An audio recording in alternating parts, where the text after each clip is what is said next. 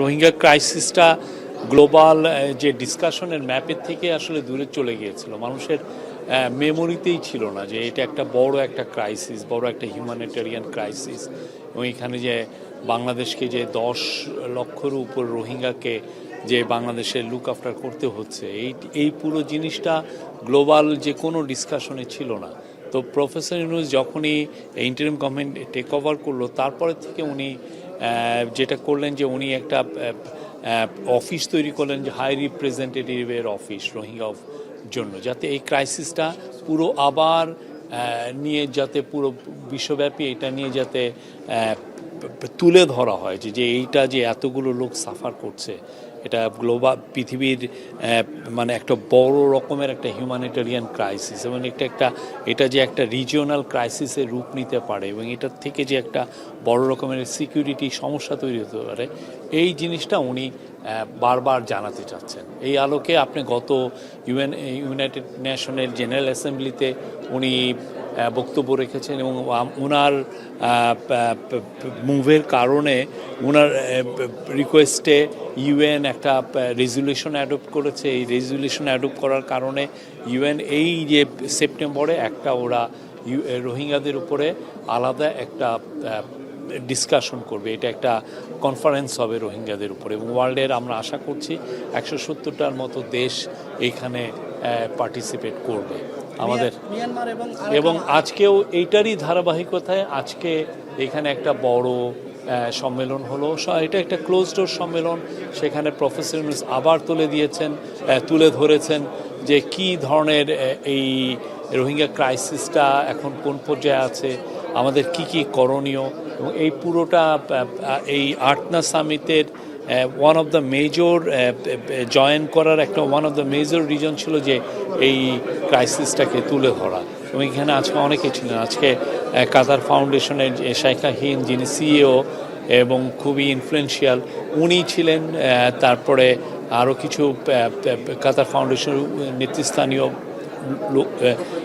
Official ছিলেন, তারপরে গাম্বিয়ার foreign minister ছিলেন। আপনি জানেন গাম্বিয়া হচ্ছে ইন্টারন্যাশনাল ক্রিমিনাল কোর্টে যেখানে মায়ানমারকে জেনোসাইডের জন্য অ্যাকিউজ করা হয়েছে, গাম্বিয়ার কিন্তু ওআইসির হয়ে ওরাও একটা পার্টি হয়েছেন এটাতে, এই কেসটাতে। তো গাম্বিয়ার এখানে একটা রোল আছে, গাম্বিয়াও তুলে ধরেছেন যে না, এই ক্রাইসিসটা আসলে সবাইকে নিয়ে বলতে হবে, এটা নিয়ে বারবার বলতে হবে, এবং এই লোকদলকে ভুলে যাওয়া চলবে না। এবং এই আজকে প্রফেসর ইউনূস এটা বলেছেন, আমাদের ন্যাশনাল সিকিউরিটি অ্যাডভাইজার এবং আমাদের যিনি high representative of Rohingya affairs doctor Khalilur Rahman, উনি কথা বলেছেন, জাপানি একজন এক্সপার্ট ছিলেন, উনি কথা বলেছেন, এবং অন্যান্য অফিসিয়ালরা বলেছেন। এটা একটা খুবই, আমি বলবো যে সফল একটা প্রোগ্রাম ছিল, এবং আমরা আশা করছি পুরো স্লোলি বা স্টিলিলি আমরা বলবো যে এই ক্রাইসিসটা নিয়ে আবার কথাবার্তা, ইন্টারন্যাশনালি কথাবার্তা হচ্ছে। এবং এটার একটা বড় আমরা সাফল্য পেয়েছি বিমস্টেক মিটিংয়ে, যেখানে আমাদের হাই রিপ্রেজেন্টেটিভের সাথে মায়ানমার ফরেন মিনিস্টারের একটা কথা হয়েছে। ওইখানে মায়ানমার ফরেন মিনিস্টার কিন্তু জানিয়েছেন যে তারা 1,80,000 রোহিঙ্গার কে তারা ক্লিয়ারেন্স দিয়েছে তারা যে রোহিঙ্গা।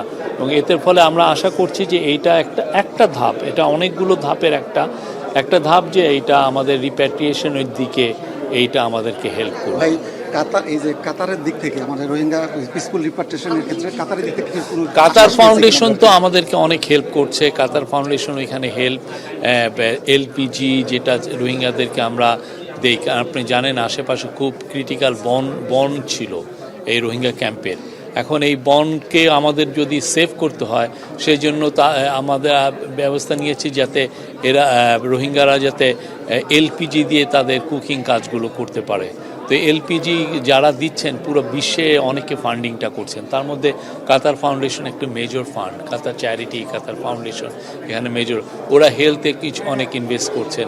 কাতার আমাদেরকে প্রচুর এখানে সাহায্য করছেন, এবং আমরা মনে করছি যে এই সাহায্যটা সামনে কন্টিনিউ করবে এবং আরও বাড়বে। আমাদের কাতারের যে এলপিজি যে চুক্তি এটাকে আরো দীর্ঘমেয়াদী হওয়ার সম্ভাবনা আছে। আমি তো বললাম যে ক্যাতারি ওরা এলপিজি আমাদেরকে দিচ্ছেন এবং এটা সামনে আরও বাড়বে আমরা আশা করছি। আজকে ডিফেন্স মিনিস্টারের সঙ্গে একটা মিটিং আছে, সেখানে কি ইস্যু নিয়ে আলোচনা হতে পারে? আমরা অনেক কিছুই তো আলাপ হয় এবং এটা আজকে অনেকগুলোই মিটিং আছে, অনেকগুলো কমার্স মিনিস্টারের সাথে আছে, কাতারের ডেপুটি প্রাইম মিনিস্টারের সাথে মিটিং আছে, কাতারের সিনিয়র অফিসিয়ালদের সাথে মিটিং আছে। তো আমরা আশা করছি আজকের দিনটাও একটা ফ্রুটফুল দিন যাবে, অনেকগুলো বিষয় নিয়ে আতার হবে। আমরা আশা করছি যে বাংলাদেশের স্বার্থ সংশ্লিষ্ট সমস্ত জিনিসই আমরা এই মিটিংগুলোয় তুলে ধরা হবে।